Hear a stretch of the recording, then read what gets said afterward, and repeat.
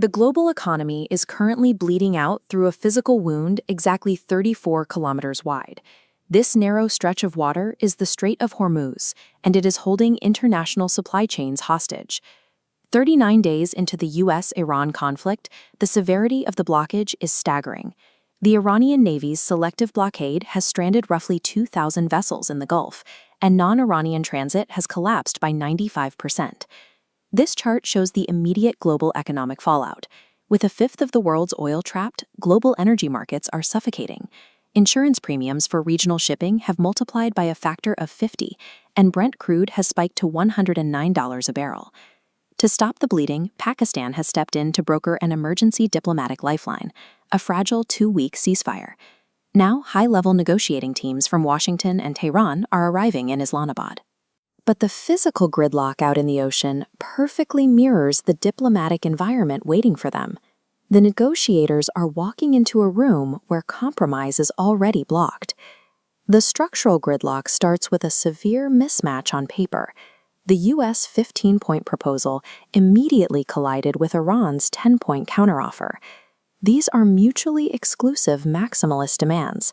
Washington requires strict uranium limits, while Tehran demands total sanctions removal and the withdrawal of American combat forces. And the composition of the Iranian delegation guarantees these demands will not soften. Sitting at the table is Ali Akbar Ahmadian. Ahmadian is the Secretary of the Supreme National Security Council.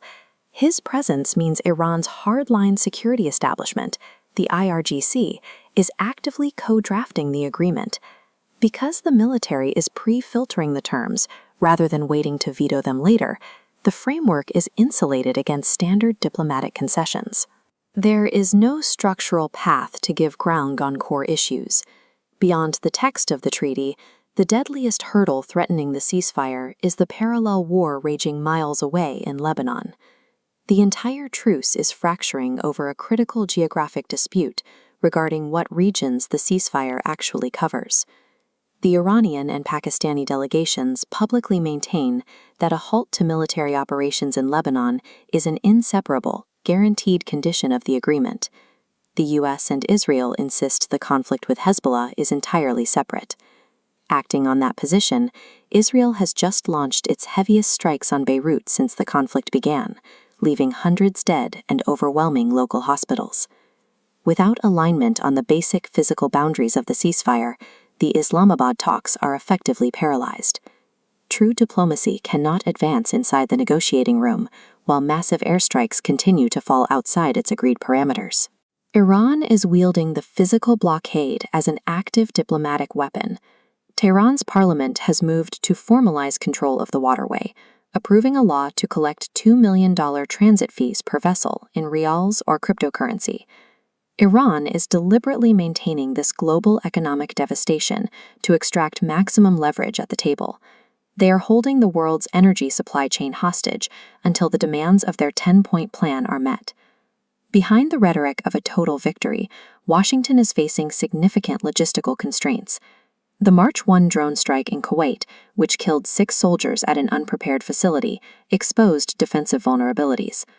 Furthermore, restocking the missile interceptors needed to defend the Gulf requires navigating a supply chain dominated by China, which processes over 90% of the critical minerals used in those systems. These military pressures are compounded by the damage to regional energy infrastructure. Strikes on the East-West pipeline have cut Saudi oil throughput by 700,000 barrels a day, contributing to the $109 oil price that the initial bombing campaign failed to lower. This ceasefire is not the end of the conflict, but a calibrated pause.